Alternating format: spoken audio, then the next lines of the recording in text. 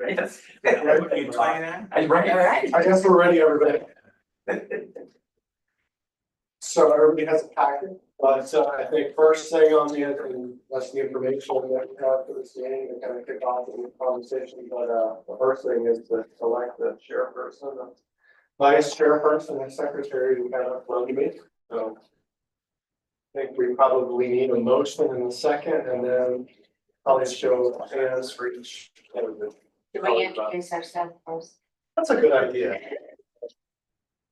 Trying to disperse the mind. Very careful how you get your speech. That's a good idea. You should probably know who each other are before you. Yeah, before we vote on nominate each somebody. other. Following your agenda. No, that's good. All right. We'll go around the room. I'm Bruce, the community development director. Okay. I'm Rita Wilson, one of the owners of Alpha Graphics, and I'm the representative for the Historic Review Board. I'm Sue Sagway and I live in the Northwest Quadrant. I'm Dick Stewart, and I'm here on behalf of the Freedmen's Arts District, plus the Stewart Family Office, who's done some renovations. Jody Miller, I live in the Historic District and I'm happy to be here. Scott Gibbs, and I live in the historic district, the Northwest Quadrant, forever. I'm Mike Tomey. I do live in the historic district and I chair the planning commission for the city. Fred Washington Jr., I live in the Old Commons neighborhood. Formerly lived on North Street. Hope to stay where I am until I go to the next step. I'm Bill Bardenwerper. I live outside the historic district, but on Bay Street and I'm vice chair of the planning commission. I'm Stacy Applegate and I live in the historic district in the Northwest Quadrant. Lisa Sunderla, I live in the historic district and actually, I think it's the Bluff area. And I'm here representing Historic Beaufort Foundation. I'm Mark Schwedlin. I live in the Northwest Quadrant up on Green Street. Been here for half a dozen years now. Yeah, I'm also on the, yeah, this board always escapes my mind. Because we meet so seldom. Too many boards. Yeah, the Board of Appeals. Should we go to the election or should we have each person kind of explain why they were interested in being on the historic district task force before you vote? Maybe that would have been a good idea. Yeah, I think we ought to go around and do exactly what you were saying. And then discuss if we want to vote today or if we want to think about it and vote at our next meeting for chairperson. Up to you. We'll go that way, so. We'll go this way instead. Okay, like I said, Mark Schwedlin, I live in the Northwest Quadrant. I'm very interested in the Northwest Quadrant. We have probably one of the finest areas in the entire city of the quadrant. As far as location, as far as amenability, everything about it. I want to preserve what we have. I want to clean it up. I want to make sure that it runs in a very diverse and cooperative way, that we have a good old time together in the Northwest Quadrant. As I said, Lisa Sunderla, representing Historic Beaufort Foundation, but my background is quite diverse. I came here to Beaufort first as the Main Street manager back in 1988 and was here until 96 running the Main Street program. But when I took over Savannah's program, it was actually community and neighborhood redevelopment. And that was my background for 12 years, working very closely with the city of Savannah and on improving Martin Luther King Boulevard, the Kyler Brownsville neighborhood, just a number of areas throughout downtown Savannah. And I think that is still sort of at the heart of me as I come into kind of becoming director of Historic Beaufort Foundation, is looking at more ways that we can really get engaged and involved in helping with our neighborhoods and the residents of those neighborhoods and improving their properties and the quality of life. Stacy Applegate again. I've lived in the Northwest Quadrant since 2017. First at 1204 Green Street, and then I bought 1301 Green Street and renovated it on a budget. So I definitely know how difficult it is to renovate a house on a budget in the historic district. I served on the Historic District Review Board from 2020 to 2022. I worked with the Freedom Arts District, 2020, I think. I am the secretary of the Northwest Quadrant Neighborhood Association, took over for Sue back in 2022. I'm extremely passionate about helping people in the historic district actually go through the historic review board. Very passionate about helping people with repairs and hooking them up with organizations that might help, including the Beaufort Jasper Housing Authority, the Freedom Arts District, Love Beaufort. I do get my hands dirty. You can see me painting. I spend basically the majority of my time that I'm not at work, and I'm a realtor with Keller Williams, doing something in the neighborhood and trying to help people either not have their properties go for tax sale or get their taxes situated. Thank you, Fred, who's also helped with that. I just really would like to preserve the diversity and also structures in the neighborhood and really help the people that are there still be there and be in safe homes. So that's it. I'm Bill Bardenwerper. I've been 40 years as a land use and development attorney in a large urban jurisdiction, Louisville and southern Indiana, multi-county area. Moved to Louisville 10 years ago after buying property here 20 years ago. Did renovate a home here and have renovated a historic office building and house, one in Wisconsin and one in Kentucky. I did recently with Mike drive through the whole historic district. I walk it all the time because I'm a walker. I walk 5 miles a day and just routinely wander through the area. But we took 2 days to drive through all of the Northwest Quadrant and Old Commons and did our own inventory of all the houses that were perceived by us as vacant or not vacant, but in some need of serious repair. We didn't really include every house that needed repair, but those that needed some level of serious repair or something more. And we came to a count of 8 such structures, and we have those listed by address as best we could determine the address. All that said, I'm actually an ex officio member of this committee, so I won't vote on a chairman, although I'll be obviously interested. I did work with Mike and Dick and Lisa for, I don't know, maybe it was a year we met previous to this, kind of talking through a lot of these issues. And all of that is what eventually led to this committee, because Planning Commission, as we're going through the revision of the code, got to the sections of the code dealing with the historic district and kind of needed some help. And so actually we've gone through most of the code. Well, we've sent several sections of the code to the full Planning Commission and two other sections have been put on hold waiting some results of this committee recommendations. And Mike may have more to say about all that. Fred Washington Jr., I'm extremely characteristically brief. While born in Paris Island, I've lived, except for 8 years, in Boston and either downtown Beaufort or the Old Commons neighborhood. I've served on city council and served on planning commissions and those kinds of things. So this is home. So I've always thought that this should be a place. I've always thought Beaufort was my utopia. It was really a great place. While we had diverse populations, we had issues. We also had a reputation, I think, of working things through. And what I'd like to see is, as we begin to grow, as we have grown, not to lose that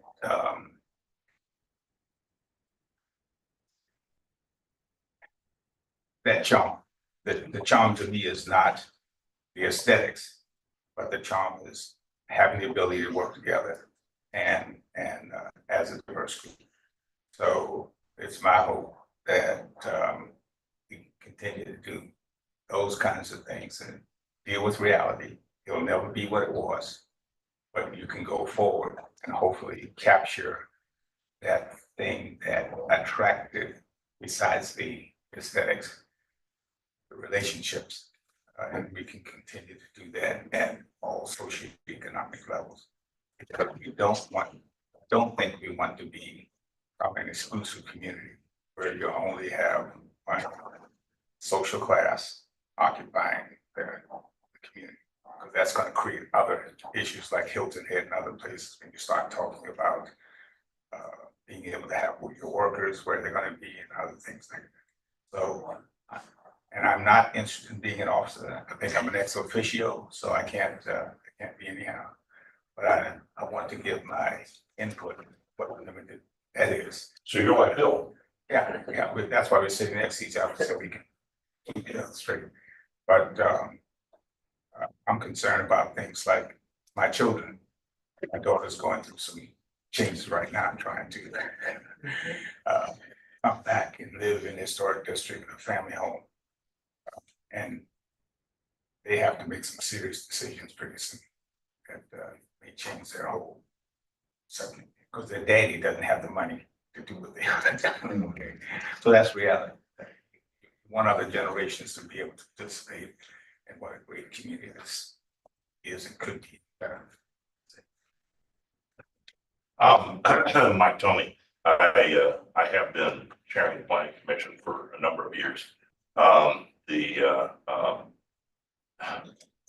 This task force is extremely important. It started out a little over a year ago because we had the retreat for the city a little over a year ago in the summer, and we got to the point of talking about a section of the code that we had not really started to address yet. And that had to do with the historic area, the historic districts. And so the enlightened comment from our city was to have the chair of the planning commission and the chair of the historic development board to get together and make a decision on what to put in there. Well, quite frankly, that's not anything that we could do just out of hand. There had to be a lot of thought put into it because our city has not for 30 years really reacted to things and done things that needed to be done within the city. Now, my background is I'm an architect. Been an architect for 55 years. I'm retired right now. I was a historical architect, did a lot of historical work around the country, a lot of federal facilities, things like that. But my passion right now is the fact that I am retired. This is my home. This is my family's home. And we've established that in this historic district. I think it's really important, and I think Elise probably could talk a little bit more about the significance of the Northwest Quadrant. And as Bill and I have driven around, it's not just the buildings that are have the historical significance, but also the buildings that may not have the historical significance as identified in these documents. But they still need repairs and they're falling apart. And they're representative of that culture that I think we are one of the few, if not only, cities that still has the ability to save that culture to some extent. But by the same token, when we have buildings that are just literally crumbling and falling down and taking the value of that particular area down with them because people don't want to live next to a building that's already fallen into the ground. But that has to be balanced against, the historical significance of certain areas. And this committee is really representative of the team that really needs to help make those decisions so that our city council will come back from their Presbyterian, and when I say that, I used to be Presbyterian, they call them frozen chosen backgrounds, and start to make some decisions positive. But I don't think they can do that without the help of this committee. And so that's one of the reasons I felt like this was really a significant step forward for us to really try and put this together so that the city could move forward. And we've been meeting for quite some time, just talking about these things, but it became evident that this committee really needed to be put together. And Dick has put a lot of effort into helping us understand what funding mechanisms are available, funding mechanisms that may possibly be available. And I think part of our task is to really decide, how we can access some of those funding mechanisms. Thank you, I appreciate it. And good morning again. I'm Scott Gibbs. I'm a longtime resident of this area. We're calling it the Historic District, and we're calling it the Northwest Quadrant. And when I was born, it wasn't called any of that. And so as of yesterday, as I was sharing with Mr. Washington, it's been 68 years of me living in this particular area. When I got out of college, Mr. Washington gave me an opportunity to work at the Department of Social Services. So that was my effort to help our citizens there, and to be of an aid to them, while getting paid for doing it. So I appreciate that. And so when this opportunity came forth, I didn't want to let this opportunity where I can help to make a difference in where I grew up. And it looks like nothing from what I grew up. It's a special place. Beaufort has always been a special place for me. I've never felt displaced. I felt we were always community, even when back then as a child. Always felt safe being here. And I saw how things changed as people moved in. I understood that change is inevitable, but I want it as close to what I grew up with to stay. All the historic places we're talking about, the houses helping the families. I keep their properties, build up these dilapidated buildings. I want to be a part of that. And so happy to be here, and hopefully I can be of some assistance with this effort. Thank you so much. I'm Jody Bush Miller. I don't know if any of you know my parents. They're both passed away now, but Ken and Jenny Bush, really amazing people who also both gave a lot back to our community. So I'm grateful for them. They taught me a lot about looking at Beaufort differently growing up here, and it was really interesting in progression of my education and life. But looking at Beaufort as an adult, being fortunate enough to raise my kids here now, is an entirely different view. So it's been a really interesting journey just getting to know Beaufort again as an adult, moving back here. I lived after graduating high school here in Beaufort, did college in Virginia, and then lived in Baltimore for 12 years. So I started my first company there. We did a lot of federal contracts too, very fun over there in DC. And I also served on a preservation board for the city of Baltimore, which was very difficult to watch. That's a place that cannot get out of its own way. And there have been a lot of structures and neighborhoods that have suffered. So we have a manageable task here, I believe. I think we can make a big difference. I've seen it go a different way where people try and cannot make a difference, but that's not where we're facing here. So I feel like with this group and recommendations to council that are made effectively and with as much respect and responsibility, but without as much then we can serve them something that's actually actionable and helpful. My career in event planning for 20 years taught me a lot about fundraising. Lisa and I have done this together before. Fundraising has a very a good, bad, and ugly way to look at it. I think that there is a way to do it that is really about connections and using marketing dollars versus using your hand held out. And I think that Beaufort could use that, and we haven't had that influx of monies. I talked a little bit about that at our first, at our initial meeting, but I think there are ways to shine a light on our town with all the special elements that we have and the opportunity of a manageable resurrection of some of these structures, and respectfully for all of the people that need that, whether they're in their homes or not. I think we need to take all those things into account. But truly, the reason I joined this committee and have had lots of other opportunities, but haven't taken the big leap, is because the word task is in it. And we have a big task, and we have to actually move forward to that task. And I love that there is a timeline and a group that's willing to accomplish that, because we all see these buildings falling down every day. And my career in construction has taught me how what we can't see is worse than what we can. So the timeline is real, and the respectful efficacy of this group is very important. So I'm glad to be here too.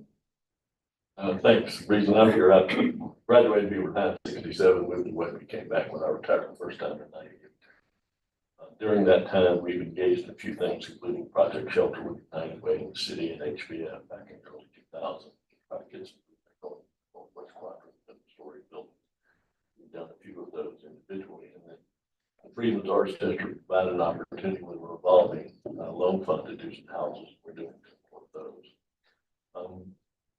The Northwest Quadrant is interesting in ways that is unique in the state. Secretary of Interior said it's the first place where formerly enslaved people had the opportunity to participate in the creation of intergenerational wealth. Jim Crow was not helpful in that regard.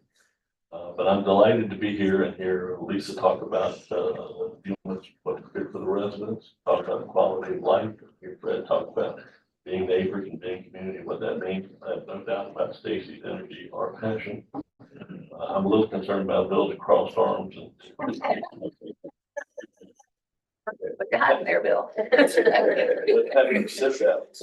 The primary role of this committee, as I see it, this task force, is to take the disparate views of people of good intelligence and goodwill trying to do something that matters and overcome the small objections and fires over small issues of undermining the greater norm, and to provide a bit of asbestos for the rear ends of the folks who serve in elected office. Because if we turn to them and say, why did you fix this?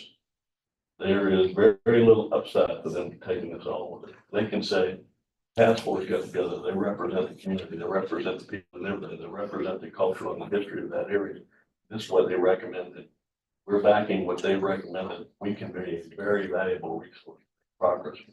And on a personal note, I'm delighted because I watched the show recently about the power of picture frames, what it does for the art. So I'm happy to be between these two things.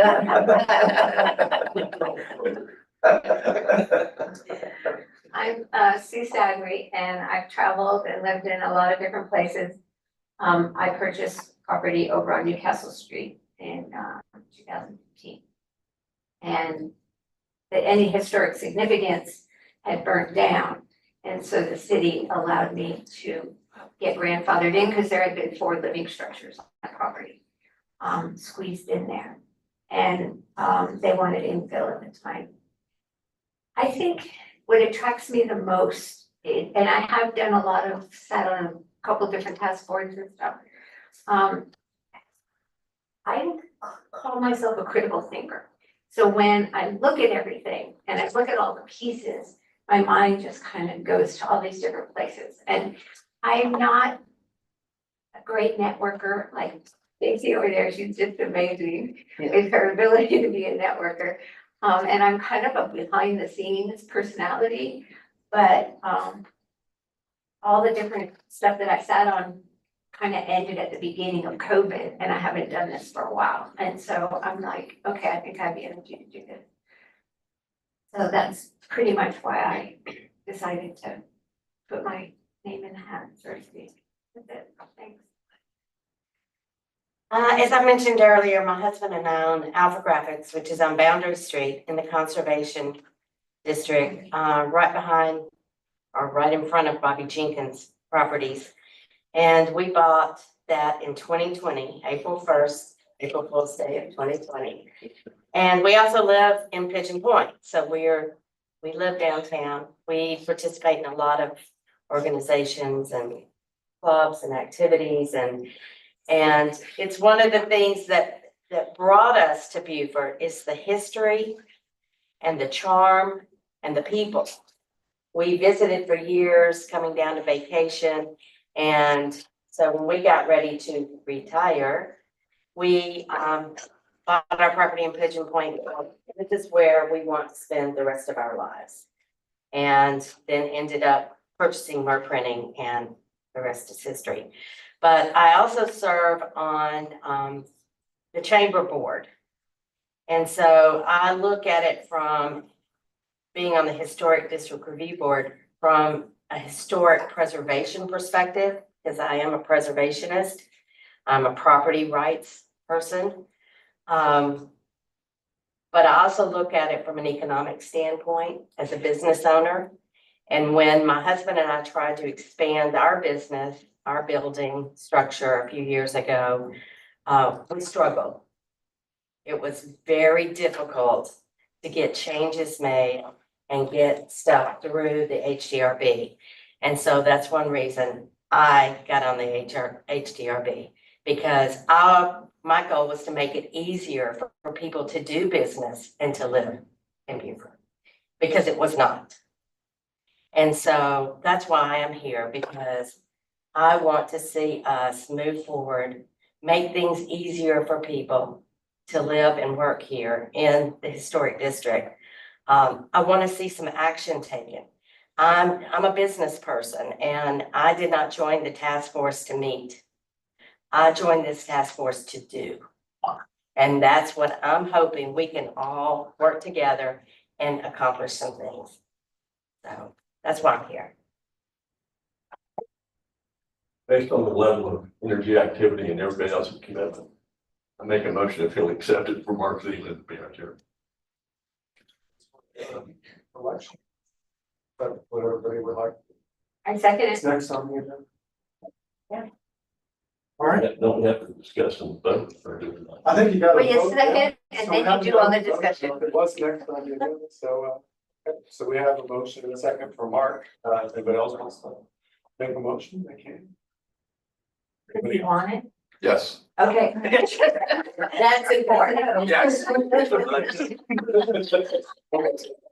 Because like Rita said, I want to get things done. Is there any other motion? For anybody? Okay, well, I guess just a show of hands for Mark as chair.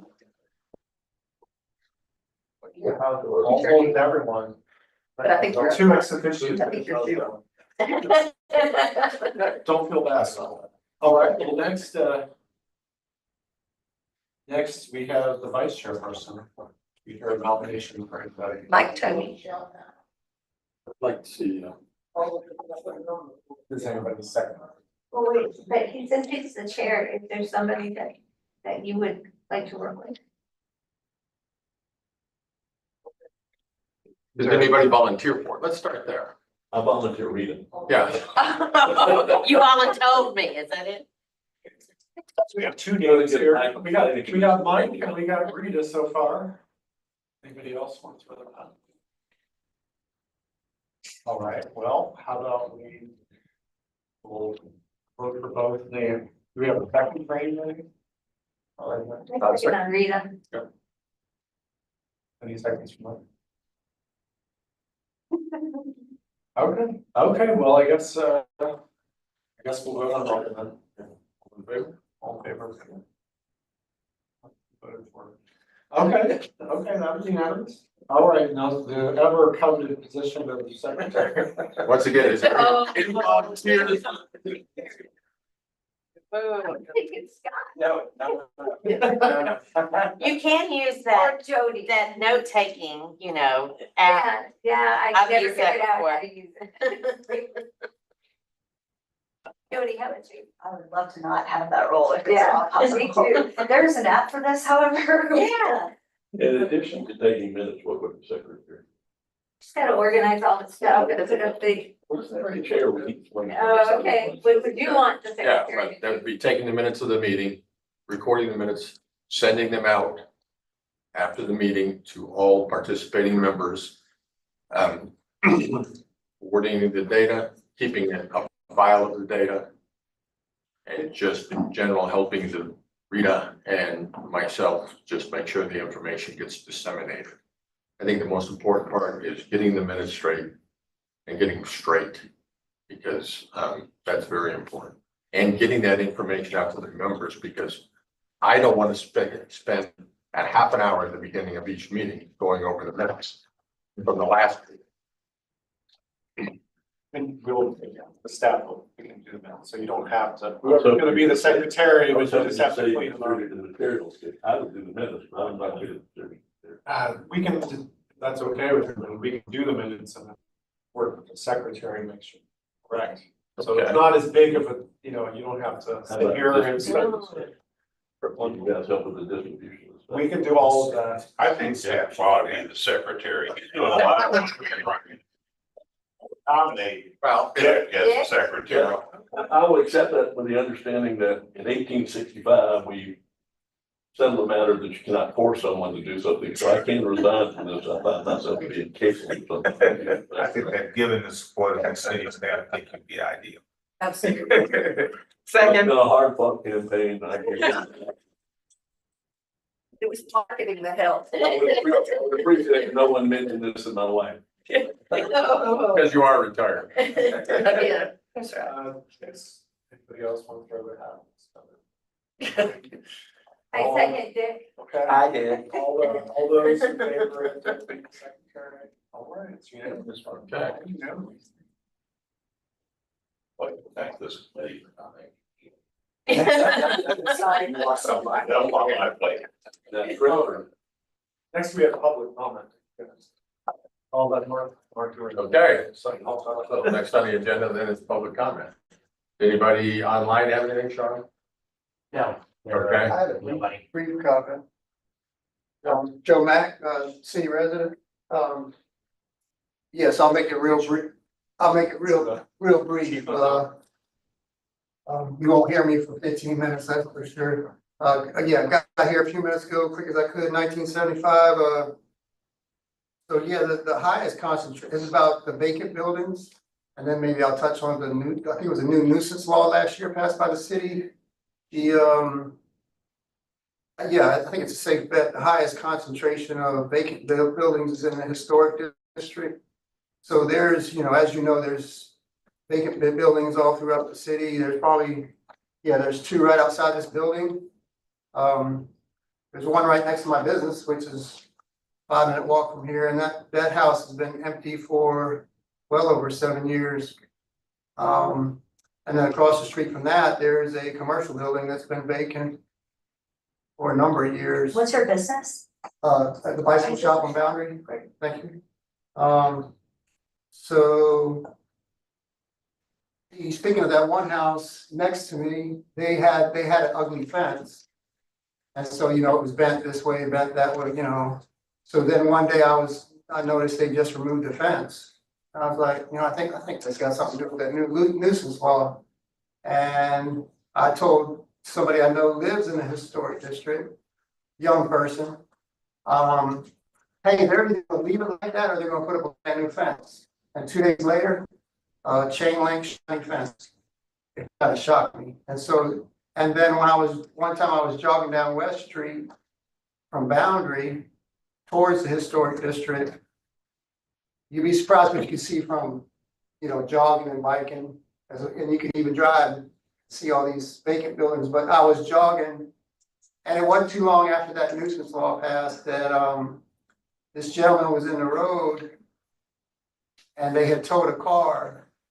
He had towed a car, and he was probably forced to.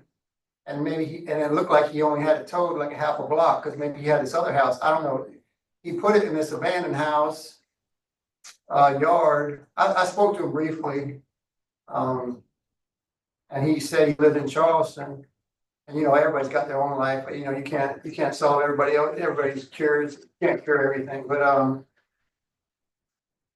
it was just something that I witnessed, but I don't know. So I know the home repair program was citywide, and I know that when you go around the historic district, when you see they're even almost next to each other, these abandoned houses, because that particular one with the car tow, there's, gosh, I don't know how many's right. 1, 2, there's at least 2. You can see one from the other one, but y'all know this real well, and I just didn't know, not to distract from the historic district, because I'm not sure if it's like a nuisance, but it's probably a multitude of things. The nuisance, people don't want to live next to an abandoned house. And it makes the street nicer and stuff like that, but I appreciate that. Thank you. Thank you.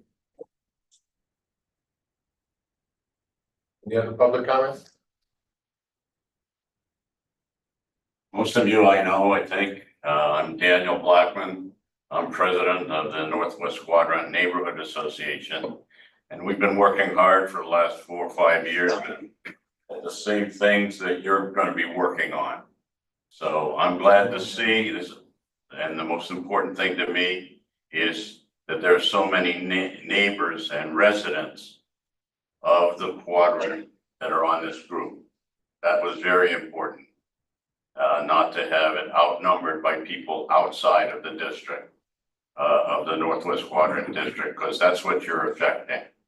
And I thank you very much for your service. I know that it's going to take your time and your energy. Thank you.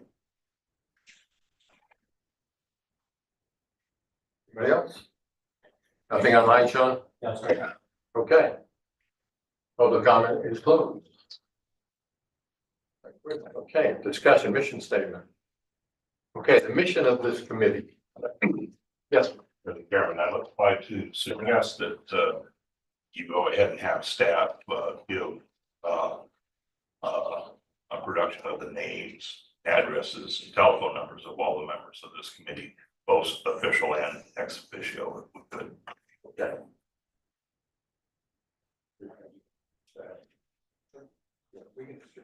I think we all have each other's contact info.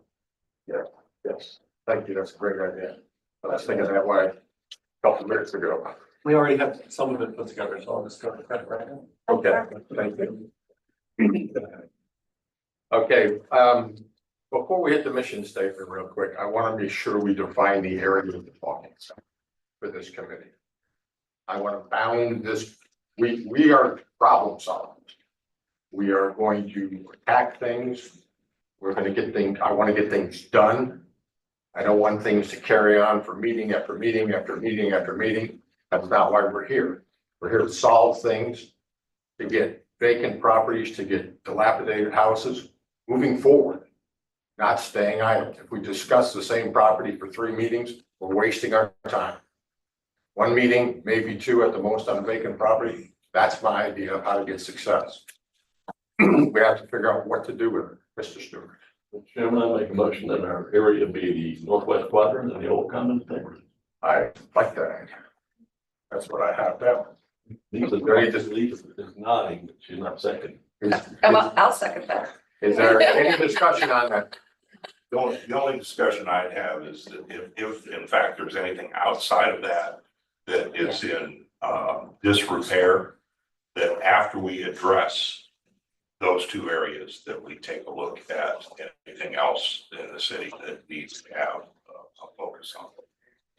After we finish with the Northwest Quadrant and Old Commons, Also, it hits me that if we come up with places, a system, so to speak, of how to walk through stuff and get things done, that could possibly be used as a model for other neighborhoods, because we're gonna have still historic buildings and stuff spotted all around. and Right, I mean, this is the historic district, Yeah, but we need to bound our areas to start For with very this. carefully. yeah, but what I'm saying And is, then can we use when we're it? all done with everything we've got to do in the quadrant, the old commons, then I think we can move on. Jody, you ready? But I think we also, if we're making any suggestions to council on any type of code changes, we need to be respectful of the whole district that it may impact. So I agree, we need to focus on those two areas, but if we are making suggestions that are wider, have a wider impact, that we take that into consideration as we go. Please. Kind of building on what Mike Tomey was saying, when we did the initial survey 2 years ago now, I think it was, of the vacant dilapidated properties that were on the city's list of buildings, there was one that was actually on the point. That's Charles Street. So, no, yeah. But I think just taking into consideration that as we do our focus, which has always been the intent of the Northwest Quadrant and the Old Commons, that we don't forget that there are also some challenges that are happening outside of it. Okay. Thank you. Yeah, and I would say to that end, this year we may be looking at particular properties, but those will change next year and the year after, exactly what she said, because 2 Yeah. years is enough time for things to really go bad. So but this committee is not gonna end, I don't think, in my mind, I don't think this committee ends. I think it kind of goes on perpetuity because of the condition of a lot of facilities, well, and the ability of people to take care of their own problems. I agree, but I would like somebody to make a motion on bounding this. He made it, she seconded. I was gonna say, congratulations on asking for this, because just this last few minutes indicates I want to need to limit our conversation. Yeah. For the first period until we keep. Yeah. With that, I'd like to call the question. And do I have a vote on it? All in favor of limiting the bounding the area? All opposed? That motion passed.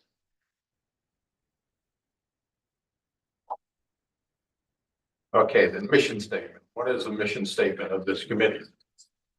I like the Task one that- force. I like the one that they wrote up actually, that's on the second page. Improving housing conditions and neighborhood stability in the Northwest Quadrant and Old Common neighborhoods of the historic district by reducing vacant and dilapidated property, addressing air property issues and supporting home rehabilitation while preserving the area culture and architectural heritage. Right. Motion. There was one thing that I thought should be done.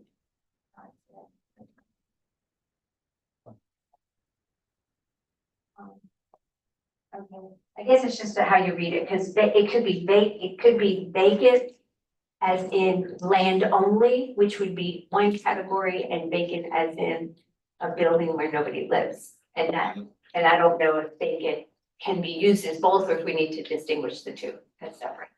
I think we need to distinguish the two. I think it should be listed as vacant houses, And not vacant vacant land. property.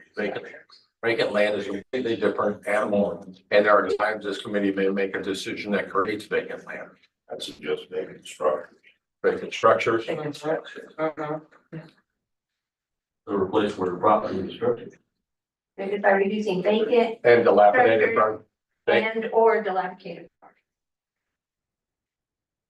Does that mean we don't address vacant lots? I think we should address. I think we should, I actually made a list. There's a Why lot. would we address? Vacant lots are a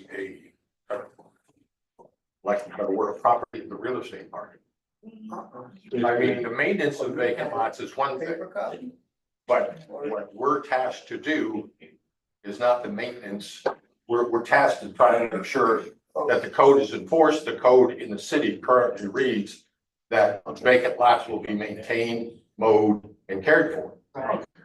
I don't think that's our only goal, though, is just to make sure the code's followed. I think when you take a look at the historic district as a whole in the Northwest Quadrant and Old Commons separated out, most of the vacant lots that you are going to find are split between the Old Commons and the Northwest Quadrant, and they contribute to a loss of fabric and identity in the neighborhood to have all of those vacant lots. So I think to achieve the goal that we're talking about with quality of life, to knit back the fabric of the neighborhood and people, we need to be able to think about what are some opportunities for developing those lots that would be successful for the homeowner, property owner, to be able to have. So I don't want to push it off the table. I realize it may not be the primary, but let's make sure that that's a part of our thinking. I would think so too, that we counted 25 of those, we may have been off. That's a significant number, and vacant lots are just well known to be, you know, important factors in any community that don't lead to any kind of quality of life. They just don't do anything. Say nothing of helping that property tax value. So if this committee doesn't deal with them, then some other committee will. So I think since we're just dealing with, you know, these two historic districts, I think it would be proper for us to very much include that. I'm sorry. I yield to my senior. I thought it was age before beauty, but anyway, I'd like to include it because we're going to look at the area property issue. One reason lots may be vacant is because people aren't able to use their property. Right? And how much time we spend with it will depend on how much meat we find looking under it, but I don't find any problem with including it in there. And I just, for the word of caution, I hope we don't come up with something, but we're sort of expecting that the city need to enforce your reg. I don't want to become the police. Right. Yeah. So I'd like to include them simply because there are people that may need help, there are people that may have questions. And there are a lot of people in the Northwest Quadrant that have not had a voice for what's been going on. I think this group has been assembled to provide a voice for those people, so I'd like to include. I think Fred's. Fred? It's the last part of the mission that I'm concerned about, as well as the definition of area. Area's cultural and architectural heritage. What strikes me is that I see buildings, homes going up. That, in my opinion, doesn't fit that old pattern. It's like a single story. I'm seeing these large 2-story garage attachments. Everything that takes away from that, for me, the character of the neighborhood. And what you're gonna find is as soon as, yes, you get the vacant lots, and an example would be on the corner of Washington and Newcastle. Yes, yes. What's going up there, and if you go 3 doors down, there's another structure going up. Now, when I was growing up, there was a single story, it was a vacant lot, prior to that was a single story family home. The block building was owned by that same family, and I see someone restoring that. But that's the character of the neighborhood, if that happens throughout that neighborhood, you have changed, in my opinion, the character, the cultural and architectural character of the neighborhood.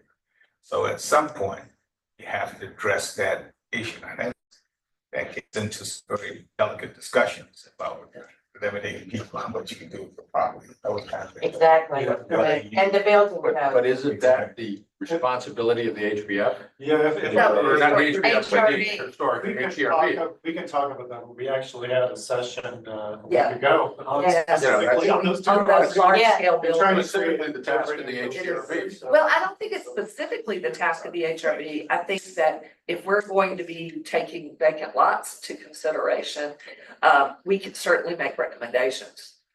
You know, And you do. Yeah. And Lisa does. She comes before us and makes recommendations, makes her observations, and we listen to her. Her opinion's valuable, but those certain properties we did discuss. Yes. And, you know, there's only so much you can do when they meet the codes, Right. unless we go in and make recommendations to change codes. Scott? Yes, I'd like us to be careful. I know there's a Christmas wish list of all that we can do. Right. But I think we really need to hone in what it is that we're gonna really make a difference and it was gonna be impactful. I think there's any problem with having that added to the list, but I think we need to narrow it down and decide what it is we're gonna do, because there's 1,000 things we can do. Yeah. Right? Yeah. So. And I wanted to, it's something that grabbed me when I first got here in 15 and 16 was, back then, the statistics for the Northwest Quadrant specifically were that the maximum infill in that neighborhood had never exceeded 50%. So there were a lot of vacant lots, and I don't know, and I really want to find out what percentage of infills we have now, because we have had a lot of construction happen. And so, and then that I think would feed into, you know, where we get to when we're looking at buildings that are falling down, and do you save the building or do you let it go? And because of the infill, but then there's this other piece that has to be balanced against it, which I don't have the answer to either, and that is that I do believe for the city to get funding, federal funding, and the bills that they can get and people can get, because we have to have a certain percentage of historic landmarks, buildings in order to stay a certain status quo, if I'm not mistaken. And so if we take down buildings that are falling apart, but that Well, might be you're a my little, lack of little confused on that. I think Okay. what you're thinking about is the certified local government, which is a totally different thing for HUD monies to be able to come in. But there's no requirement of the number of historic buildings that will change our designation. What would change our designation is if we lose a large number of them in one particular area, but it's not like, you know, one Historic building. landmark district. But, Yeah. but what Yeah. I'm saying is that if they're not Yeah. empty lots, you know, Right. 50% was empty and now all new buildings are going in there, how does that affect the percentage of what? Right, that word, I got you. Yeah, percentage wise. Mr. Stewart. Thank you, Mr. Chairman. These are all very interesting and somewhat more granular than Yeah. the mission statement. So I'm Yeah. gonna read what I take a lot of my mission statement, which we can make a motion. Yes. Not, I'm gonna read it as saying, improve housing condition and neighborhood stability in the Northwest Quadrant, Old Common Neighborhood Historic District by reducing vacant lots and vacant and dilapidated structures, addressing areas property issues, and supporting home rehabilitation while preserving the area's cultural and architectural character. I move with that. Is there a second on that? Second. Vote. Discussion. Yeah. No, Discussion. discussion. Always discussion. Again, I want to be very clear.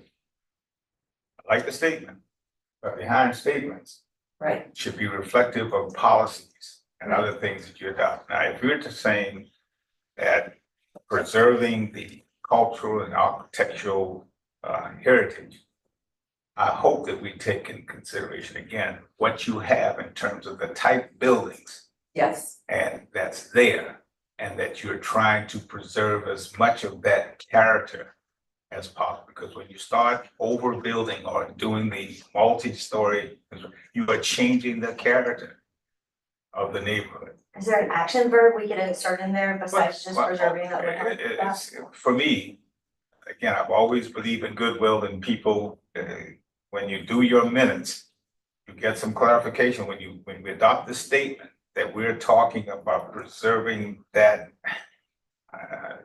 Dick is such a good wordsmith, he didn't know how to I say just it, read but cultural and architectural. Yeah, no, good. But behind those statements, again, you're it's backed up by policy, and I'm saying that we're committed to policies that preserve that. Well, preserve the integrity and preserve the neighborhood integrity and traditional architectural fabric Yes. of the district. Yes. Because like I said, I don't see that now. I see that changing in the front of me right now when I drive to this. Yes, you're right, it is. yeah, people want square footage and the lot is small, so they're building up. So it would. So we got a motion on the table. Okay, so to piggyback on that. So in 1999, the Northwest Quadrant design principles were developed. Right. Okay. When we did the update to the preservation manual, Mhm. we didn't have money, which is my understanding, to review these again. So they have not been reviewed since 1999. And one of the things that I think is confusing is that you've got the code, you've got the preservation manual, Right. Yes. and then you have the Northwest Quadrant Design Principles. And for purposes of this committee, we're looking at the Old Commons and the Northwest Quadrant. So these really apply to the Northwest Quadrant only right now. I think they need to be reviewed because, no offense, I don't know that they've been applied all the time with the HRB. At least when I see things. I pushed for this to be reviewed at the time that the preservation manual was reviewed. But it just became an appendix, as is my understanding, to the preservation manual. So I think one of the things, and it could be already encompassed in motion, but we need to look at this. Okay, well, I think that's another subject, and we will get to that in a minute. I think we have something on the table right now that we need to get through first. Okay, Define a mission statement. well, I didn't know if this needed to be part of that. A carry-on motion will be for this committee to request the city to review that and update it. Yeah, we already. Or call it, you know. We can talk about that later, 'cause we're already starting to do that, so that would be after the mission statement. But I would just like to say you're about to vote on a mission statement. It took us like, what, Yeah. months to come up with? It took us. This is a revised mission statement, so So, this is impressive. yeah, so I understand it, that the request is to add the word integrity between cultural and so that it would read, and supporting home rehabilitation while preserving the area's cultural integrity and architectural heritage. Is that what you said? Are you No, doing that, we Fred? have to Because on the table, that include that. Yeah, That's what you I'm deal with this asking. motion Let's first. vote on mission statements first, and then we'll come back and write about it. Okay. So those who would like, so we have a motion on the table, it's been seconded. For as read, adding the word structures with vacant and then adding lots in there. Just have to restate his motion and then it'll be very clear and then you wouldn't have.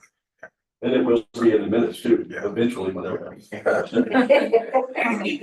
of the task force is to improve housing conditions and neighborhood stability in the Northwest Quadrant, the whole common neighborhood of the historic district by reducing vacant lots and vacant and dilapidated structures, addressing heirs property issues, and supporting home rehabilitation while preserving the area's cultural and architectural. So we seconded that. And so All in favor? They're voting on that statement for the mission. So should I wait, then modify it afterwards? Um, Done for now? Okay. Yeah, I don't know. But that's That would be the way it would work. So in other words, we could shoot them down and say, I make a motion. okay. To do Then I'm not To do voting this for that one. one. Right. Okay. Okay. So all in favor of Dick's motion? Yeah. All opposed? Okay, motion does not carry. Is there another motion? I don't have the word, you got it, Motion of. yeah, Yes. thank you. Motion to modify, so improve how, I'm gonna read through it and read where I would insert. So improve housing conditions and neighborhood stability in the Northwest Quadrant and Old Commons neighborhoods of the historic district by reducing vacant lots and vacant dilapidated structures, addressing heirs property issues and supporting home rehabilitation while preserving the area's integrity, traditional neighborhood fabric, cultural and architectural heritage. I like that. Is there a second? Second. Okay, all, any discussion? It will create a lot of arguments about insurance. Get in the way of Congress. And that way. Over the years, I've heard people use the word integrity to condemn any project they oppose. And use the word cultural to condemn any project they oppose. These are primarily your organization. I'm not. I don't, Stop, just let me talk. yeah. And if our goal is to do what the neighborhood wants, I think we should ask them what they want. We should try to do that. I'm not opposed to anything we're saying. But if anyone leaves today and goes to city council or city planning and the HRB and says, lose that house, we just passed this thing at this task force, and we don't like it, it doesn't have integrity. I don't think we want to be a party to that argument, just. I think we've got a lot to do, that's all positive, moving in the right direction. I'm not opposed to the objectives here, I'm opposed to incorporating those issues. How about using the words while attempting to? No. No, okay. I would disagree with, Dick in one respect, and that is that I don't think that the majority rules in a neighborhood. I think you have to respect the architectural integrity of what that community is, what it should be. And that may or may not necessarily be what that community even understands or knows. I think that you have to look at it a little bit differently than that. And I have some other statements later on, but that's my only concern there. I think that the integrity and cultural environment is important, and an understanding of that is important. So I'm prepared to not voted and say I told you so later, but I hope I don't. Okay. A different hot word than integrity, that's a polarizing word for certain people. Maybe there's another word that we can use and substitute there to encompass. I was gonna say, because integrity can be vague. It's one's interpretation of integrity. Well, historical integrity is what we're talking about. But there are multiple integrities. Yeah. Historical, architectural. Okay, we have a motion that's been seconded Yes, on the table. we're still in Mr. discussion. Chairman, Yes. if I may. Again, everything that we put in a mission statement, at some point, we're hoping that will translate into some policies by the city. Is that not correct? I'm not, Am I wrong? I don't see us as a policy right No, now. no, I see us as a group. No. Listen, Dick, you didn't hear what I was saying. You said you'd hope to translate into city policy. We are making recommendations to the city. Is that not correct? Am That I is right or wrong? that is not mine. Please, My please, answer to that just would be answer. no, We're not making recommendations to the, not about this, policy. no, what I'm saying, it will lead to, I'm not saying that we are making the policy. Our actions, recommendations to the city will get them to take some action or policy, not us. We don't promulgate the policy.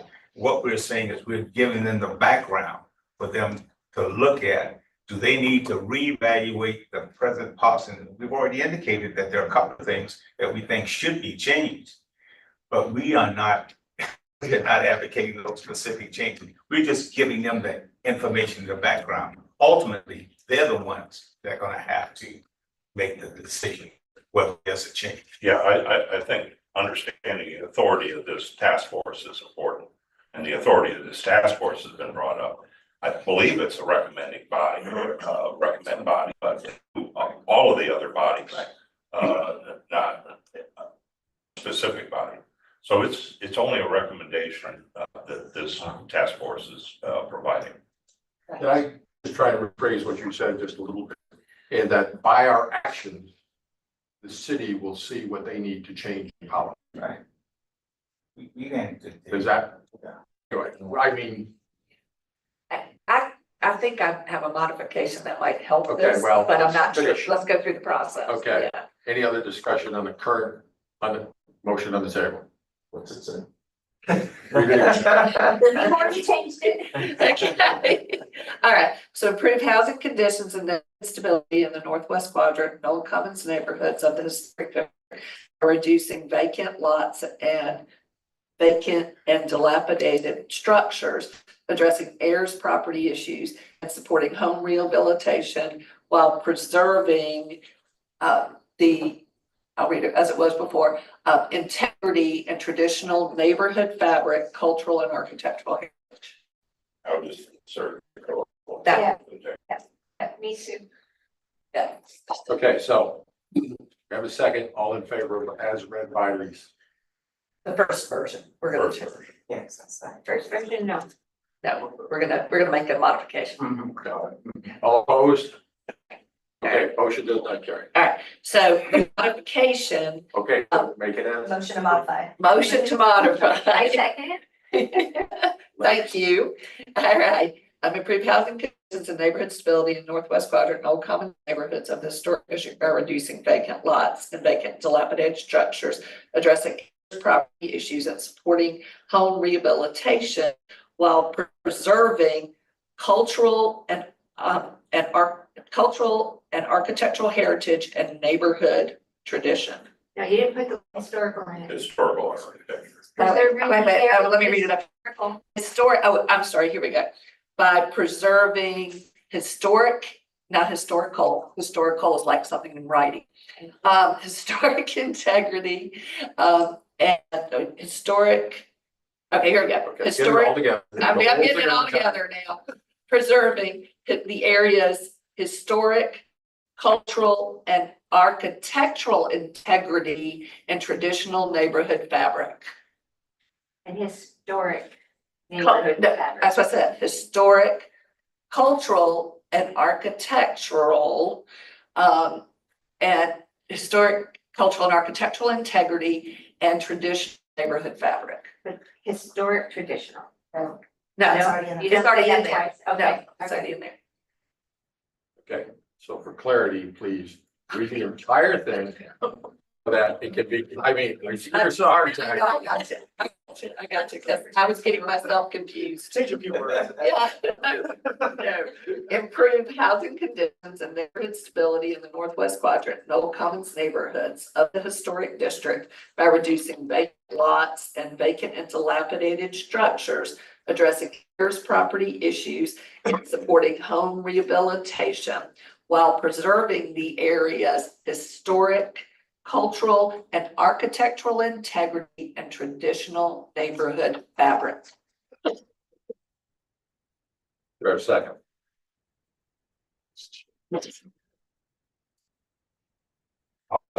Does this just mean home rehabilitation? Because what we got off on before was new structures coming in. I kind of think we're turning the mission statement into objectives and goals, and that's, and yeah, it's not becoming a mission, it's not a mission statement anymore. Okay. Every time you keep adding tasks to it. Yeah. We're not, And then I have a question, because we're still using integrity. Was that not the issue we were just? Well, just putting historic in front of integrity. I think So it wasn't the word integrity was not the issue? Yeah. Oh, I'm planning to vote against this, be outvoted, stop wording. I personally still think that's an issue. Define integrity. Are you talking about all of the integrities we talk about at the HDR? no. Okay, so When what is your we're talking definition? about integrity in this, at least from my perspective, and presenting that word, I was building on what Mr. Washington was saying, is that we need to preserve the actual fabric that used to be within this neighborhood. It's not happening anymore. That's changing to these big giant structures, it's changing to all these things. So when you think of integrity of something, integrity to me is the true feeling, meaning, of that area or that person or that How about whatever. Essence and fabric versus integrity. Integrity carries a Yeah, lot of weight. I it know does saying to Lisa me. Totally does, Yeah. but. Okay, I don't And like. everybody's to use the word. interpretation. it's different. May I respond here? The very conversation about what integrity means led to a statement just now, we're looking to preserve the fabric of the neighborhood. But at the same time, we've got somewhere between 40 and 80 vacant and dilapidated facilities that need significant repair. If that's the fabric of the neighborhood we're preserving, our pursuit after resolving the vacant dilapidated buildings becomes complicated. But that's what you say, historic. I'm gonna vote against this because I think we're gonna have that debate over and over again here and in other venues if we leave it like this. But modify the mission statement at any future meeting. I'm perfectly happy to go forward with this and modify it if I prove to be correct, which I hope I will be wrong. I would welcome other ways to say it. I didn't know if someone's I got a like better the way way- to present it. I like the way we did it the first time. Yeah. Whatever favor. Well, we added. Well, with I- adding I- vacant lots. I think, Well, just- I think adding in structures, vacant and dilapidated structures, and then saying, and vacant lots, and then to the end of it, there, and leave it as is from there. I have another option, maybe, I mean, all of this is somehow gonna be in the secretary's notes. Just throw in maybe to not vote on it this week, but to say, this is, you know, this statement or the more detailed statement, and we vote on it next meeting. No, I have a different suggestion that perhaps for the direction that we're trying to achieve is really the vision and not the mission. So the vision of this group, that perhaps that's what historic integrity, traditional and neighborhood fabric is the vision. So we have a mission statement, and if we want, we can do a vision statement down there. Yeah. Hopefully they'll have one they're working on. Yeah, I think that's a good idea. there you go. Yeah, Okay. okay, Okay, okay. So we have a motion. Okay, motion. Was there a second on that motion? I don't know what it is now. What is it now? no, we're separating With- between mission statement and a vision statement. Got that right. Planning to- I got that right. Withdraw that motion. We gotta get through this first. Yes. Need up to the mission. So what is the mission statement? The motion So on the there's a table. motion on the table right now. Her motion first, her motion was getting into the vision statement, so she's backing off of it now. So but we need to vote on her motion. Well, first of all, was there a second to that motion? Yes, then to. No, to the one she just read. Was there a second? I didn't hear a second. I did not hear a second. Yes, I thought you did. No, not, Well, Um, will you withdraw the motion if the unknown second? Yes. Yes. Okay. I good. can- Okay, done. Okay, Now so, we can have a new motion. so then, would somebody like to make a, No, Lisa, you want me to do this? You want to do it? No, go ahead, go ahead. What I anticipate putting in the meetings, in the minutes of this meeting, is improve housing conditions and neighborhood stability in the Old Quadrant, Old Common Neighborhood Historic District by reducing vacant lots, vacant and dilapidated structures, addressing heirs property issues, supporting home rehabilitation while preserving areas cultural, architectural areas. is there a second? Second that. Okay, any discussion? All in favor?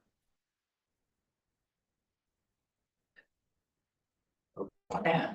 It passed. So What I that is would, now going to be our mission statement. what I would like to recommend, I did not. I did, okay, what I would like to recommend that we do not put off the vision statement. By the next meeting, we should adopt a vision statement. oh, that's what I was gonna say, but. Okay. We're not doing that. Let me interject something, that, we established, probably almost a year ago on our planning side. And I would like to suggest that maybe the historical, design review board might take a look at this also. But it plays into what we're talking about now.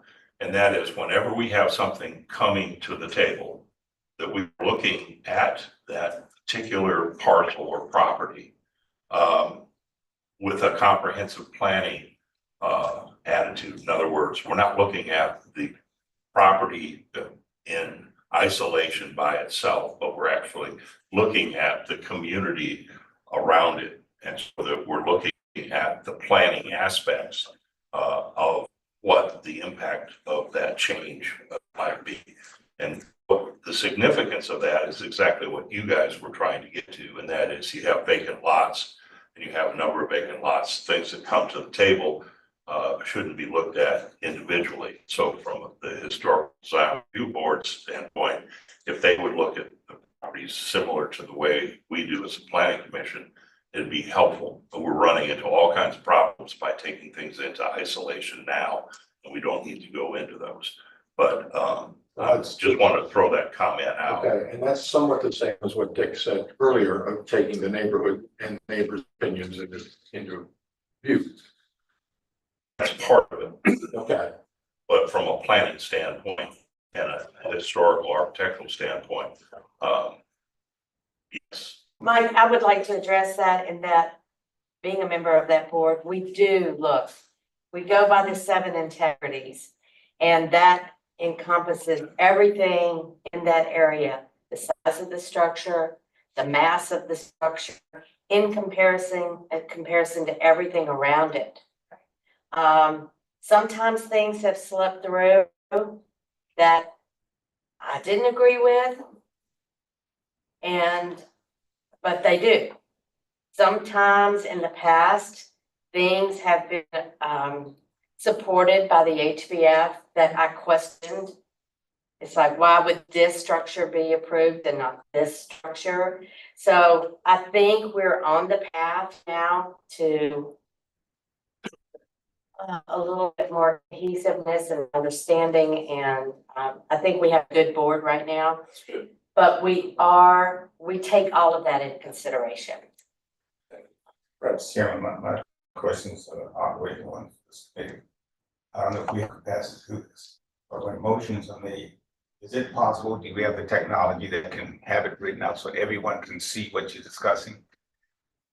We were relying too much sometimes on what someone said and a word gets missed here and there. Is there any way to project when a motion We'd have is to be made? just typing it all. I mean, we could type it up on the screen. Yes. That's what we do with the planning garage. I Oh, think when okay. everyone sees it, But hopefully. then we don't have as many. Again, it took like 10 meetings for us to get a mission statement. Oh, Something, so you guys did it in an hour. No, I don't know. I think we. is that a person from the city that has to be here, stenographer? We're all looking at the same. Okay, We can do that next one. okay, We're looking at the vision with this. okay, so, Yeah, that's So is that to do the vision? Is that where we're gonna do next? okay, so I would like, our next thing on the agenda is the proposed work plan. Well, I think the head of the proposed work plan should be the vision statement. I think that should be the first, and I want to find a couple of people who will volunteer to work together between now and the next meeting, put together that vision statement. Obviously. Stacy, these, Fred, would you, Jody. would you Jody, sit we with? love your advice. I would like to see Dick and Lisa especially Dick, you wanna be on that? put their heads together. Okay, good. I guess I had The to. secretary knows my volunteer. So we got a team, we got a So team. Dick, Fred, Stacy, and Lise. Yep, okay.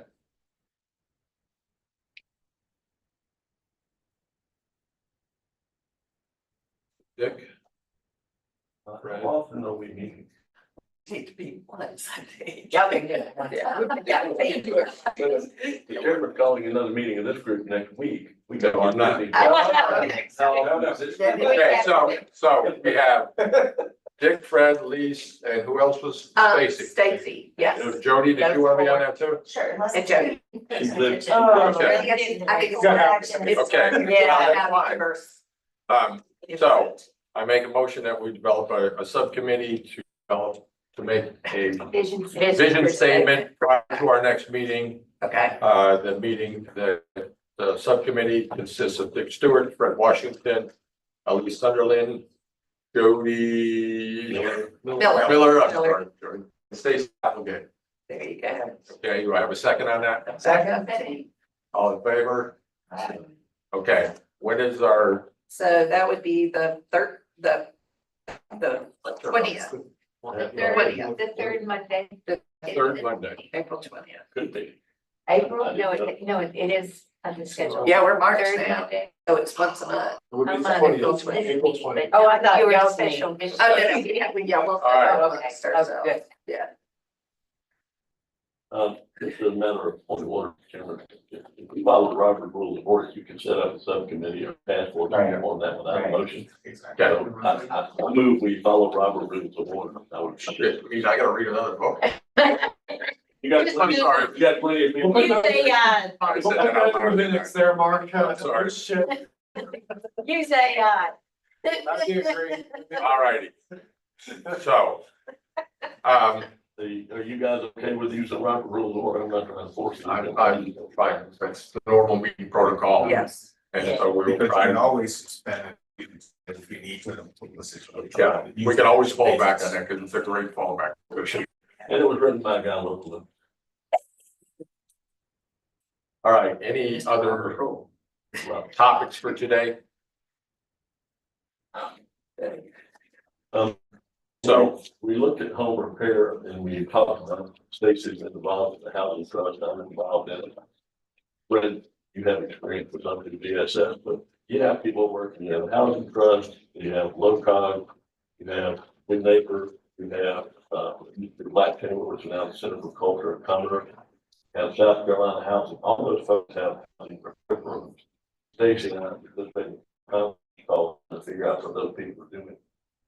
At some point, it would be useful, I think, as a group, to hear from them what they can and can't do without it. Right, like what the challenges are.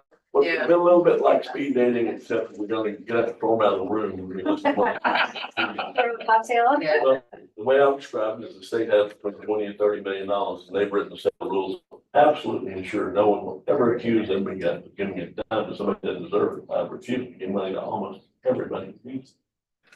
That's not a good thing, so. Yep. If the committee wishes, I think we'll ask them to come. yeah, Talk. That's Not all at why one time, definitely. but That's one of our information strategy on this list, so that's perfect. Okay, or Turn to the last page of my little packet for you. I just had, it would help. The surgeon staff opinion. Help me set up with you by, it was kind of the first 12 months of, I could provide a somewhat of a, you know, an outline for you, how you can do a work plan, but, you know, I got a little chart, but we don't have to follow that, but it's just kind of an outline. It's good. For you to set up a work plan for the rest of the year, because that's pretty important, otherwise we just have these meetings, we talk about statements. Yeah. Our feelings on everything, but we don't actually, you know. It's good. And Only I one think we- recommendation, Kurt. Yeah. Make it a little larger for us, hold the whole. Yeah. Flip it. Landscape and But we'll it'll change be it. larger like a copy you sent out. That better than this version. And I think if we could, Mr. Chairman, make it a dynamic, actions, because we know as we move along, there could be other things added or changed on it, instead just a dynamic. Rather than it's set that we're only gonna discuss those items and then as we move forward. Because there'll be something we haven't thought about. And building on what Rita said about getting stuff done, he said, should we establish what a measure of success? Just get. Oh, I'm sorry. It's right. Yeah. So we are going to have a list of properties. It's basically what it's going to be. Is we're going to have a list of properties to work our way through and decide what we're going to try and do with these list of properties. And in my opinion, in my mind, the perfect measure of success is the length of that list. So if we can remove a property from that list, that is a measure of success. We have done something. We'll accomplish something. Whether that property, we have a funding source to fix it, we have somebody who's gonna work it, something's gonna happen with it. That would be our measure of success. Is there any discussion on that? I agree with it, but we're also gonna have some houses that will come back in the this process, so. That's part of what I think will happen. Yeah. Yeah. And Well, they're- I'm sorry, they're getting worse I didn't and hear worse that. now. I didn't hear that, what you said. There'll be some houses that will become dilapidated and vacant while we're here, so take one off, if we have to add another one, we'll sort of. Okay. And so, and some of those will go to empty lots and some of them will go to fixed up, really nice houses that are creating generational wealth. So, I don't know if I need to make that a motion or not, at Robert's rule.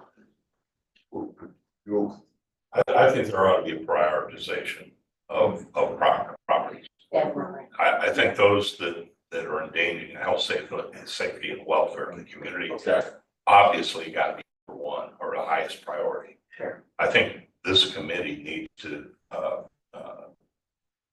decide on a number of things, and that, one of them is how do we assess those properties as a committee, and who do we use? What are our authorities in order to be able to do that? That's kind of a complicated thing. I think that the staff has put together a program that is potentially positive in what they've put out and done.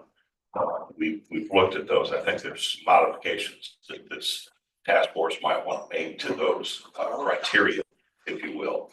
And that's something that we could all bring to the table, I think. But we got to get to that before we get to the actual properties. We also have to do the list, as we're talking about. A couple of things that we have at our disposal. Bill and I have gone through and looked at each and every one of the properties, made some photographs. And those may be contributing or non-contributing, if you will, to the area. And so we can address how we want to deal with those. The other thing that we do have is we do have this list of historical properties that could be distributed to the task force.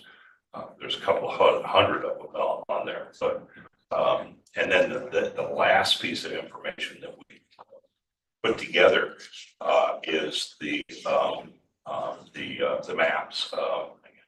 What's the name of the Sanborn. Sanborn maps? Yes. Sanborn maps, and Bill and I have copies of those, but they're large, 24 by 36. Yeah. They could probably easily be reduced down to, because there are multiple pages, they could be reduced down to either half size.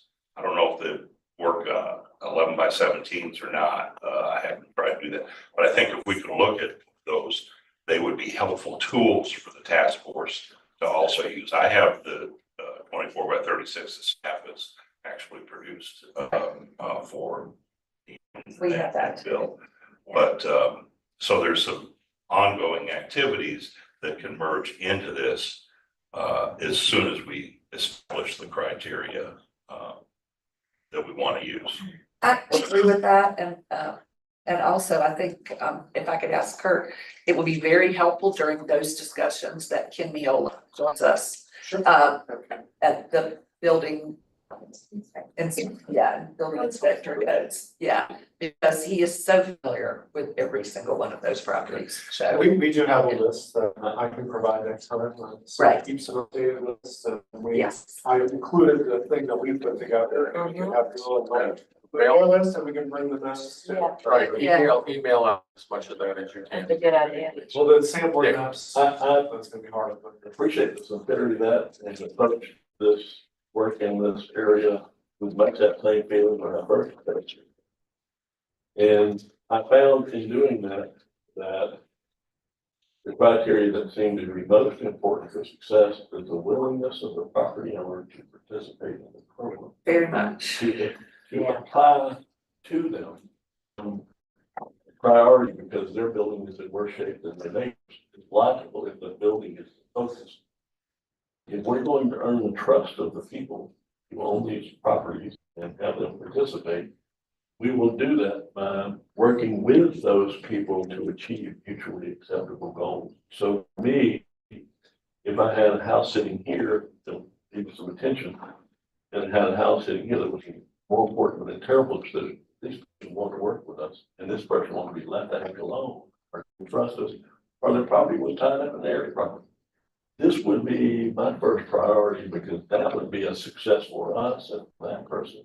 Sure. It would lead to other people wanting to participate. So the highest priority to me will be inviting those folks to come in and work with us, and the ones that choose to, let's encourage them to do it. And the ones that won't become priority later, then we can say to them, we've worked with these other people.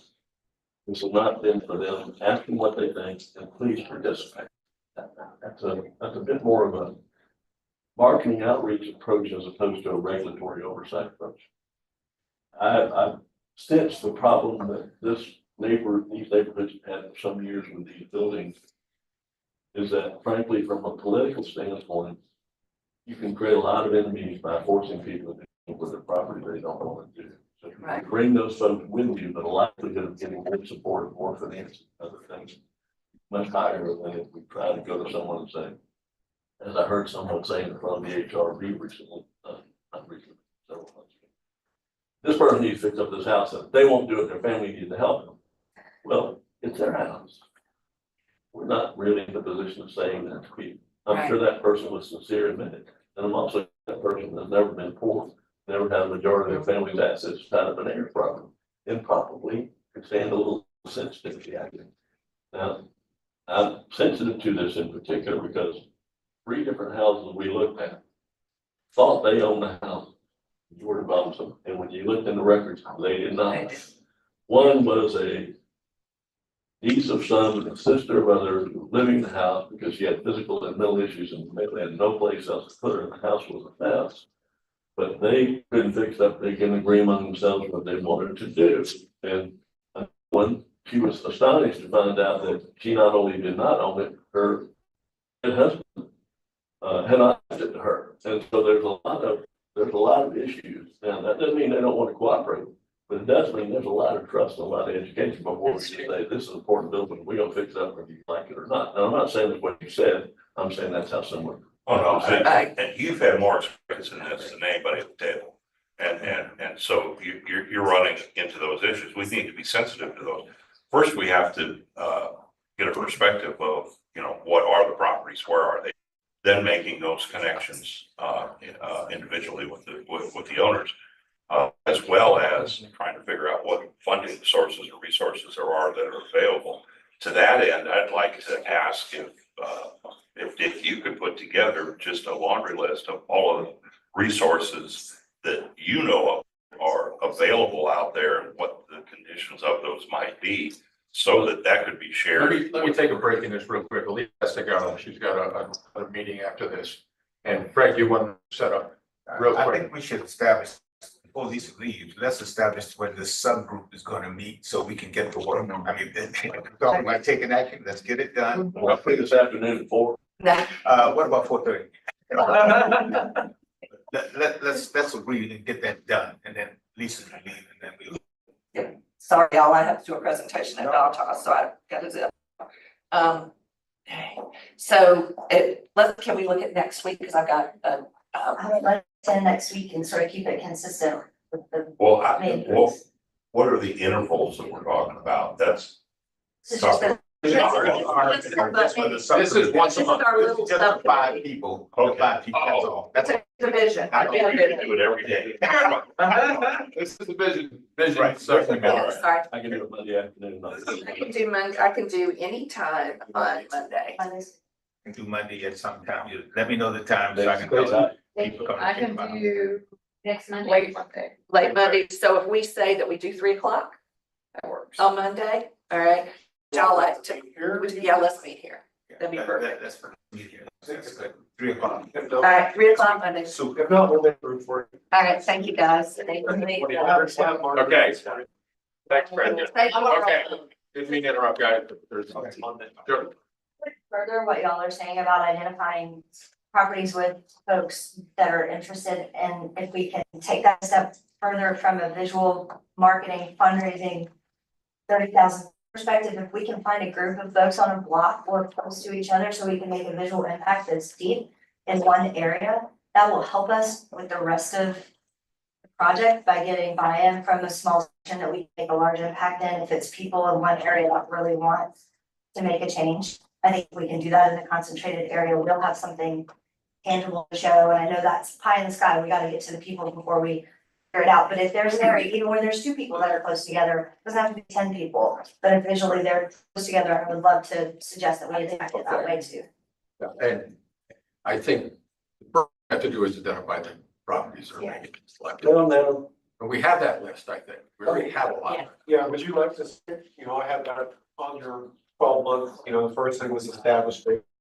Vacant lot, there's structure, non-city repair, vacant lots, property. We want to put all those together for next meeting. Yes. kind of establish that baseline, and then I think what you all were talking, I had is the third thing, which was basically building trust and starting to, get down to it. Okay. I want to just add one thing to the Dick, just kind of curious about this. And I'll be very interested in your list, but in the 80 that Mike and I counted, and we may have messed off a little bit, if anything, I'm guessing we undercounted. But of the 80 properties, lots and houses that I would consider vacant or distressed, 25 were vacant lots, 32 were vacant houses, which only left 23 houses were occupied and in need of serious repair. So, just in terms of the priority, to me, it seemed in terms of, if you look at an area which has got a level of distress, if nobody lives in a house, if it's plainly vacant, I don't know if that is really an issue of somebody just not having money to do with it, or, they may be an heirs property, but it doesn't look like anybody's doing anything with those properties at all. So when you say, and I'm not arguing with you, I'm just pointing out that to me, it seems that you're referring to the 23 houses, and I'm sort of focused, just me, on the other 2/3 that are just completely lost anybody's attention whatsoever.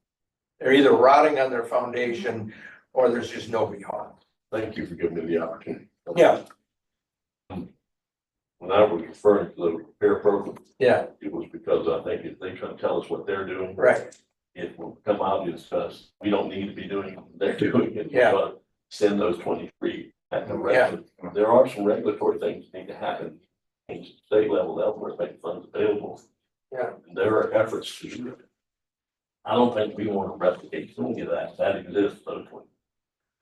Focusing on the vacant structures and the vacant lots is where I think we can get the funds. The difference between perhaps the way I would approach it and the way you're talking about approaching it is I would send out information to the people who live in the Northwest Quadrant or own property and or live in home property in the home company, asking if they have vacant lots or vacant and dilapidated building structures, and if they'd like help, and so let us know. Then you've got what may be an inventory of willing people. That'll produce area problem issues, but rather than us working down the list, starting based on the facility, work up the list on people who are willing to do something. So in the process, where does that fit in the process? We're doing, when do we do that? When do we? I I'm always kind of entrepreneur kind of impatient, so I'm thinking next week. Okay. You just. No, I don't disagree. Hang on, just a minute. We just had our hand up for a while. Oh, but that's okay, that's okay. This is just question that coming from a property owner's viewpoint. Has anyone, and I know we have property owners in here, I'm one, many of you are. Has anyone asked the people who live in these areas what they want? Me as a group or individual. Either or. Individually, I used to go door to door and talk to people. Do A couple we of have years. any of this stuff in writing? Have we done a survey? Have we done letters? Have we done that See, sort of I thing? think- Because I haven't seen it. No, Yes. That's what I wanted to say. I would love to see that, So Stacy. when I was working with the Freedom Arts District, that was one of the things that we did with the CCF grant. So I walked around, I sent letters. I know a lot about, and I'm sure Fred and Scott do too, about the specific issues for each of these properties. We've already done. Is that for the people who live there or the people who own or something? Both. So you include people like Eustace and folks around town. Exactly. So, because, there's some properties that it's different than what we're thinking, or I think the majority of people are thinking at this table. So I think having a list and saying, here's who we think owns it, and then I can tell you what I know, because we did do that. We had a talk back session at United Church a couple of years ago and invited the neighborhood. So because there are definitely trust issues, which I understand why that is. yeah. So yes, we have that, Okay, good. you know, it needs to be updated. I mean, this was a couple of years ago. But I mean, there's some of these vacant properties, they have plans. In fact, some of them have even like come to the HRB. So it is interesting, like what's happening with each of these properties, but we do have somewhat of an inventory of that already, which would be very interesting, I think, for this committee to look at. Yeah, Would you be able to definitely. bring that next time? So we can bring all these maps and other data, and then, did you have that? Would you like to print it? Would that be possible? But I have, Oh, I don't know with the previous. Yeah, just Freeman or if safety. they have it somewhere, but I gotta show you out. But if we do find it, should we also go ahead and do a survey of the people who live there now? I think that would be a good idea, but- Yeah. It needs to be. I think so too. It's definitely, I mean, we have done this. You know, the Freeman Art District, and, you know, I was there when it was new, and so we were kind of hashing out what programs and what we're gonna do and all that kind of good stuff. And the repair program is now with the Beaufort Housing Trust in the city, but we had thought about potentially doing that, and that is why I walked around and talked to as many people as I could. That's valuable information. And you have that information. You do. I don't have to worry about that. You then, now, I worry about one little thing on that. and that I do worry about privacy issues. is Confidentiality. Yes. What do you? Redacted. Worried about going to someone that say, your house looks vacant and dilapidated, you want to do something with it, and they say, well, I don't want anybody to know that's mine. No, people trusted Stacy to talk to her and open up to her. What about them? I mean, we're not going into someone's bedroom and say you're for collapsing. We're talking about vacant, dilapidated houses initially, right? Some people just like their privacy. Well, and then I don't know how to proceed if we're not gonna ask people what's wrong. Okay, just bring that, and don't email it, just bring it to the next meeting. Yeah, I mean, we could work with staff if you'd like to just redact the Redact. addresses. Or come up with a new survey, next time, we can use that as a guide. How would you like to do the next survey? Always take. That's what I'm thinking. If we can't use their information because of privacy issues, I think we should redo it. I don't believe that anybody out there has been forced to do anything where they're uncomfortable about their privacy. If there's anyone that's gonna talk about their vacant, dilapidated house, let's move on to somebody who does want to. And we're only gonna do these one at a time, not like doing 100 But of it's them. right. Yeah, somebody who lives in this house, how they feel about the vacant, dilapidated house next door. That's pretty valuable too. So that's Yeah. part of your service. Yeah. Right? Yeah. Oh, okay. And you do that. Well, I that question specifically. They may have given her the So information. if you would bring that next meeting. Yeah. All right, anything else for today? Great question. I said, bring that to the next meeting. Is that something that Kurt can get and distribute to all of us? And again, I'm concerned about one person having, and everyone's wondering, well, what are they talking? Yeah. I'm a visual person. Okay, I gotta see it. Okay. All right. I think Kurt would be exactly the perfect. I have all the rest of it, As just secretary. of this. Okay. All such down. Okay, After talking to the secretary. all right. So can you restate what we're doing for next meeting? Next meeting, we will start we'll review the vision statement put together by the subcommittee, go yea or nay, and make that an absolute. And then from there, we'll begin looking at properties. Would you like me to try to have one of those repair people come and talk about what they do? If we have somebody that will come in, yes. Question, once we collect all this information and everybody has their hands on the same stuff, do we need to prioritize through a vote of saying, we want to put our focus first on housing that needs repair and people are living in it versus, and lots versus falling down business and buildings that have historic value and what to do with those? Do we need to prioritize that in that way?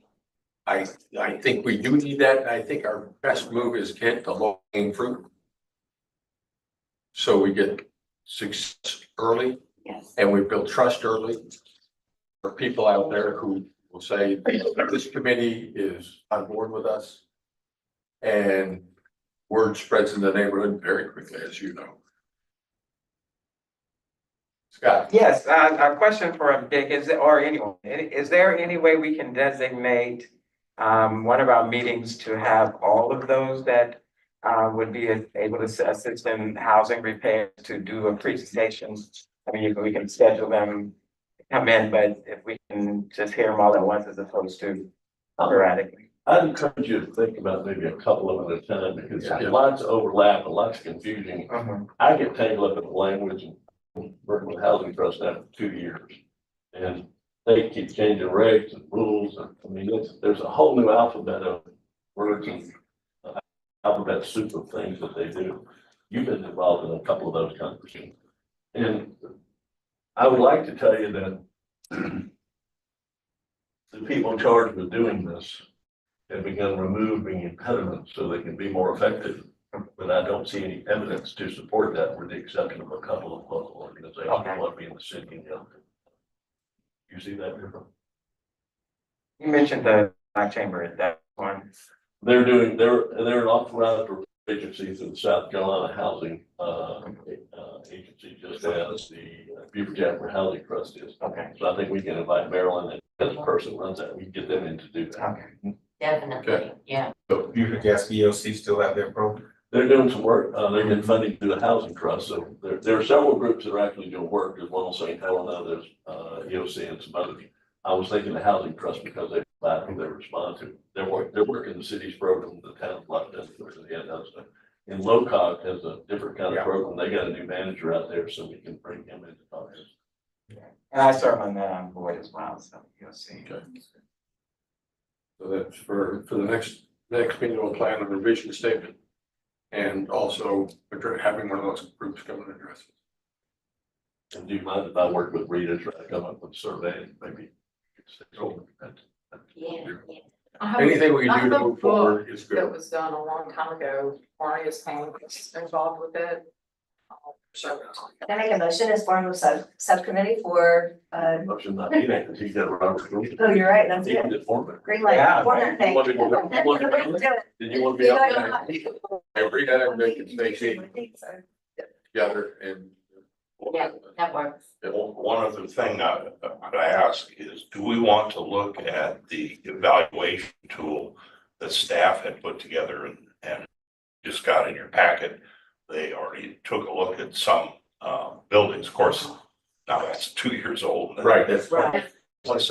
But the criteria contained in those evaluations, is that something we might want to look at as a committee next time or time after that, or?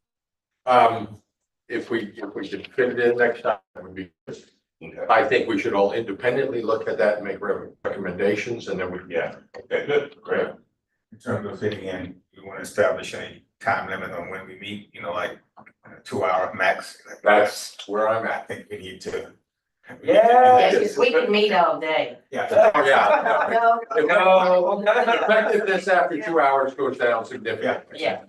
Hour and 30 minutes. And so I really have a 2 hour time limit as an absolute. Then we can do our calendars. so just to recap about what's gonna happen next week and who needs to do what for next week, Right. okay? Next meeting. I'm sorry, it's next meeting. This next week. we're all- I'm so sorry. Didn't have a meeting. next Okay, week. so subcommittee to review the vision statement. Subcommittee to review the repair programs and get a list of those. Subcommittee to do a survey. I'm gonna invite some people to come. We didn't have a subcommittee. Right, No. right. We're gonna get some, Say that again? some of the home repair. There's not a subcommittee. Right. So Dick will have some, a couple people that are gonna be coming. I will send my survey information to staff, okay? I'll review that first. We're gonna, and then y'all's, survey. Do we? That's individuals look at the criteria the city used No, I mean the survey that they did that has the 80, like. The property. The drive-through that they did. Yeah. We need Oh, Do we? Yeah, we can put, We can probably put it on the list. Yeah. You know, it's just our opinion based on, you know, some things are obvious, a vacant lot. but it's current. But we couldn't also determine the addresses on certain properties, because they, We can help you with that. you know, but we might be able to figure it out. But on the list that I wrote up, you know, I would say, you know, the blue house between the two yellow houses, one of which had an address, kind of thing, you know, but we can figure them out. So there is some. yes, we'll get that. Okay. I need to go at minutes. And we're gonna, you and I, and Peter gonna do a draft survey for consider, we might send that to the papers, right? I'm doing a lot of stuff. I didn't usually executive. So I have what I sent out and we can just tweak it. Good. And Dick, you were gonna try and do a list with the funding agencies. I'm gonna try this in Fairburn. That's funny. And you're gonna share your list with us, correct? The Sure, 100, yes, yeah. Yeah. And your list and then. Try to put them all together. put them Yeah. in the packet. Let me find four annex. We'll Great. get out. Meeting over? It is for me. Make a motion. Make a motion to adjourn. I make a motion to adjourn this meeting. I second. Aye. All in favor? Aye. Thank you all.